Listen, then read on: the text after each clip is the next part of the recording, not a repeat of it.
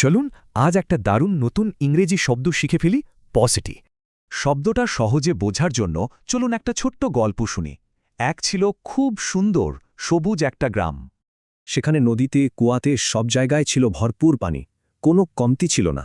কিন্তু হঠাৎ করেই কি যে হলো, বৃষ্টি হওয়া একদম বন্ধ হয়ে গেল। দেখতে দেখতে নদীর পানি শুকিয়ে গেল আর মাঠগুলো ফেটে চৌচির। ফলে পুরো গ্রামে পানির জন্য হাহাকার পড়ে গেল, দেখা দিল মারাত্মক অভাব। এই যে কোনো কিছুর খুব অভাব বা ঘাটতি, এই পরিস্থিতিটাকেই ইংরেজিতে বলে পাউসিটি। এটা একটা নাউন, এর মানে হল কোনো কিছুর অপর্যাপ্ত পরিমাণ বা স্বল্পতা। গ্রামের মানুষেরা যেমন চিন্তায় পড়েছিল, ঠিক তেমনি পসিটি শব্দটাও একটা নেতিবাচক অর্থ বোঝায়।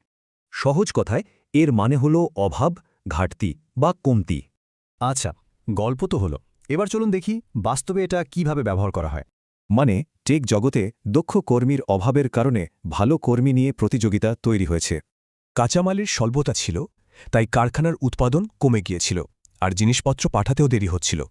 মানে ওই এলাকায় শিক্ষা প্রতিষ্ঠানের অভাব সেখানকার উন্নতিতে বাধা দিচ্ছে।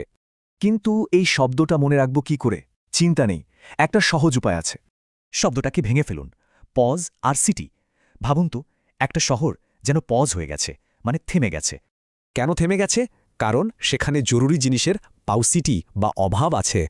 এবার ভেবে দেখুন তো, আপনাদের চারপাশে এমন কিসের পসিটি বা অভাব চোখে পড়ে?